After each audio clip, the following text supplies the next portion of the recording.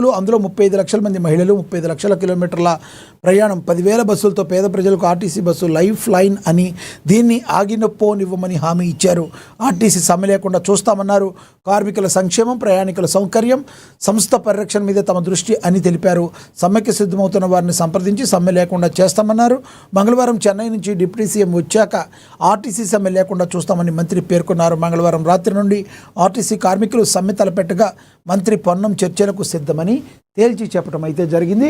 ఎటువంటి పరిస్థితుల్లో ఆర్టీసీ సమ్మెకు రానివ్వం. తద్వారా ఎందుకంటే ఎంతోమంది మహిళలు ఈ రోజున ఆర్టీసీ బస్సులో ప్రయాణిస్తారు. సమ్మెకి వెళితే ఇదంతా ప్రాబ్లం అవుతుంది. కాబట్టి ఎటువంటి పరిస్థితుల్లో వాళ్ళ కార్మికులతో మేము మాట్లాడతాం, వాళ్ళ డిమాండ్లు ఏంటో తెలుసుకుంటాం డిప్యూటీ సీఎం వచ్చిన తర్వాత అని మంత్రి పొన్నం ప్రభాకర్ హామీ అయితే ఇవ్వటం అయితే జరిగింది. మనకు తెలుసు, తిలక్ వర్మ తెలుగు కుర్రాడు, సూపర్ సెంచరీ చేశాడు. ముంబై తరపున ప్రాతినిధ్యం వహిస్తున్నాడు. ముంబైకి ఆడాడు తిలక్ వర్మ. అద్భుతమైన సెంచరీతో నిన్న ముంబై విజయాలు అందుకోవాలి. ఒకే ఒక్క మ్యాచ్, ఫస్ట్ ఓపెనింగ్ మ్యాచ్ గెలిచింది, తర్వాత మ్యాచే గెలవలేదు. కానీ ఆ పరిస్థితిని పక్కన పెట్టేసి ఈ రోజున మరి అద్భుతంగా గెలిపించాడు అంటంలో ఎటువంటి సందేహం లేదు. Tilak Varma super century, Mumbai win అయ్యింది. దీని గురించి చదువుదాం ఒకసారి. ఎస్, PL 2026 సీజన్లో వరుస పరాజయాలతో సతమవుతున్న ఐపీఎల్ 2026 సీజన్లో వరుస పరాజయాలతో సతమవుతున్న ముంబై ఇండియన్స్ ఎట్టికేలకు భారీ విజయంతో ఊపిరి పీల్చుకుంది. వరుసగా 4 ఓటముల తర్వాత బరిలోకి దిగిన హార్దిక్ సేనా ఆల్రౌండ్ ప్రదర్శనతో అదరగొట్టింది. సోమవారం అహ్మదాబాద్లోని నరేంద్ర మోడీ స్టేడియంలో గుజరాత్ టైటన్స్తో జరిగిన మ్యాచ్లో 99 పరుగుల భారీ తేడాతో గ్రాండ్ విక్టరీ నమోదు చేసింది. ఈ మ్యాచ్లో యువ సంచలనం తిలక్ వర్మ 101తో అద్భుత సెంచరీతో కదం తొక్కగా 4 వికెట్ల హీరో అశ్విన్ కుమార్, ఇతర బౌలర్లు సమిష్టిగా రాణించి జట్టుకు అద్భుతమైన విజయాన్ని అందించారు. దీంతో మళ్ళీ ఒకసారి ముంబై టీం మరి దూసుకెళ్తుందా, మరి ఫైనల్కి వెళ్ళి కప్పు కొడుతుందో కూడా వేచి చూడాలి. ఇక బాలీవుడ్ బాటలో పుష్పరాజ్, ముంబైకి మకాం మారుస్తున్న అల్లు అర్జున్కి గురించి మనకు తెలుసు. మరి టాలీవుడ్లో ఐకాన్ స్టార్గా ఎదిగి ప్రపంచవ్యాప్తంగా తనకంటూ ఒక పేరు సంపాదించుకున్నారు. ఇక అల్లు అర్జున్ ఇప్పుడు ఆయన హిందీ మార్కెట్ మీద కూడా కన్ని పడింది. తద్వారా ఏంటంటే ఆయన ముంబైకి మకాం మారుస్తున్నట్లుగా మరి తెలుస్తుంది. దీనిలో పుష్ప చిత్రం పాన్ ఇండియా స్థాయిలో అద్భుతమైన ఫాలోయింగ్ సంపాదించుకుని బాక్సాఫీస్ వద్ద రికార్డుల రారాజుగా నిలిచిన ఐకాన్ స్టార్ అల్లు అర్జున్ ఇప్పుడు గ్లోబల్ మార్కెట్పై కన్నీసారి వరుస భారీ ప్రాజెక్టులో దూసుకుపోతున్న ఈయన తదుపరి ఏకంగా బాలీవుడ్లో సైతం తనదైన ముద్ర వేసేందుకు సిద్ధమవుతున్నారు. ఇందులో భాగంగా మాస్ యాక్షన్ చిత్రాలకు కేర్ ఆఫ్ అడ్రస్గా నిలిచే స్టార్ డైరెక్టర్ అట్లీ దర్శకత్వంలో తెరకెక్కుతున్న అత్యంత ప్రతిష్టాత్మకమైన సైన్స్ ఫిక్షన్ థ్రిల్లర్ రాకా చిత్రంలో ఆయన నటిస్తున్న విషయం విదితమే. ఇటీవల అల్లు అర్జున్ పుట్టినరోజు సందర్భంగా విడుదలైన ఈ cinema first look poster social మీడియాను షేక్ చేయడంతో పాటు అభిమానుల్లో భారీ అంచనాలను రేకెత్తించింది. ఈ చిత్రానికి సంబంధించిన మెజారిటీ షూటింగ్ ముంబై పరిసర ప్రాంతాల్లోనే జరుగుతూ ఉండడంతో పదే హైదరాబాద్ నుంచి ముంబైకి ప్రయాణించడం వల్ల విలువైన సమయం వృధా అవుతుందని భావించిన అల్లు అర్జున్ ఒక కీలక నిర్ణయం తీసుకున్నట్లుగా సినీ వర్గాల్లో బలమైన ప్రచారం జరుగుతుంది.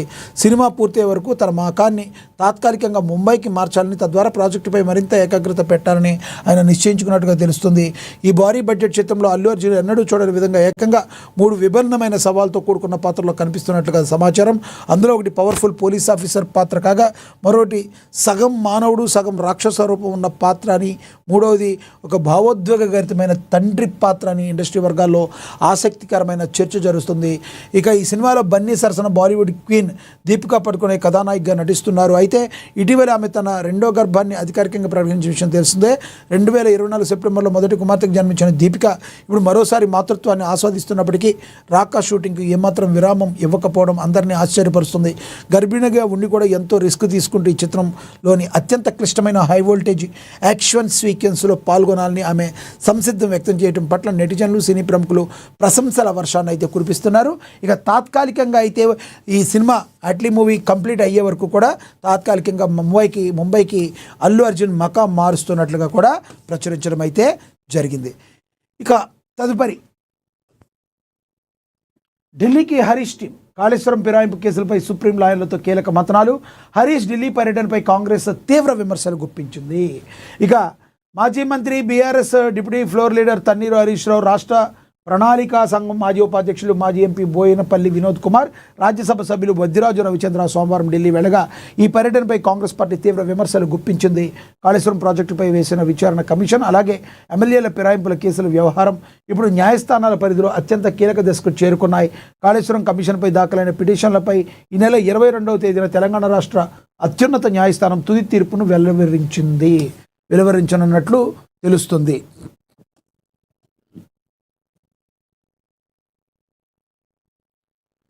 ఇక ఈ తీర్పు రాజకీయంగా చట్టపరంగా అత్యంత కీలకం కానున్న నేపథ్యంలో ముందస్తుగానే అన్ని రకాల న్యాయపరమైన ప్రత్యామ్నాయాలు సిద్ధం చేసుకోవాలని బీఆర్ఎస్ అధిష్టానం భావిస్తుంది. హైకోర్టు తీర్పు కాపీ వెలువడిన వెంటనే దానికి అనుగుణంగా స్పందించి పకడ్బందీ ప్రణాళికను రచిస్తుంది. ఈ వ్యూహంలో భాగంగానే హరీష్ రావు నేతృత్వంలోని త్రిసభ్య కమిటీ ఢిల్లీలో సుప్రీంకోర్టుకు చెందిన పలువురు సీనియర్ ఉద్దండ న్యాయవాదులతో ప్రత్యేక సమావేశమై సుదీర్ఘ మంతనాలు జరిపింది. కాళేశ్వరం కమిషన్పై హైకోర్టు నుంచి రాబోయే తీర్పును బట్టి ఒకవేళ అవసరమైతే ఏమాత్రం కాలయాపన చేయకుండా తక్షణమే దేశాన్యుత న్యాయస్థానం సుప్రీంకోర్టు ఆశ్రయించే అవకాశాలపై న్యాయవాదులు లోతుగా చర్చించారు. దీంతో పాటుగా రాష్ట్రంలో బీఆర్ఎస్ పార్టీకి చెందిన పలువురు ఎమ్మెల్యేలు అధికార పార్టీ ఫిరాయించిన వ్యవహారంపై కూడా న్యాయవాదులతో బృందం చర్చించి ఈ సందర్భంగా హరీష్ రావు మరి ఢిల్లీకి వెళ్ళి అక్కడ మకాం వేయవలసి వచ్చింది అని మరి తెలుపుతున్నారు. ఇక ప్రచురించారు. ఇక తమిళనాడు ప్రచారానికి చంద్రబాబు ఫైనల్ టచ్. అభివృద్ధి మంత్రంతో కూటమి శ్రేణుల్లో నయాజోష్. తుది అంకానికి తమిళనాడు ఎన్నికల సమరం.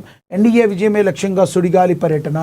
అత్యంత ఉత్కంఠభరితంగా సాగుతున్న తమిళనాడు అసెంబ్లీ ఎన్నికల ప్రచార పర్వం తుది దశకు చేరుకున్న వేళ జాతీయ ప్రజాస్వామ్య కూటమి ఎన్డీఏ తన ప్రచారాస్త్రాన్ని మరింత పదును పెట్టింది. కూటమి అభ్యర్థుల ఘన విజయమే ఏకైక లక్ష్యంగా పొరుగు రాష్ట్రమైన ఆంధ్రప్రదేశ్ ముఖ్యమంత్రి తెలుగుదేశం పార్టీ జాతీయ అధ్యక్షుడు నారా చంద్రబాబు నాయుడు గత 2 రోజుల నుంచి తమిళనాట సుడిగాలి పర్యటన అయితే చేస్తున్నారు.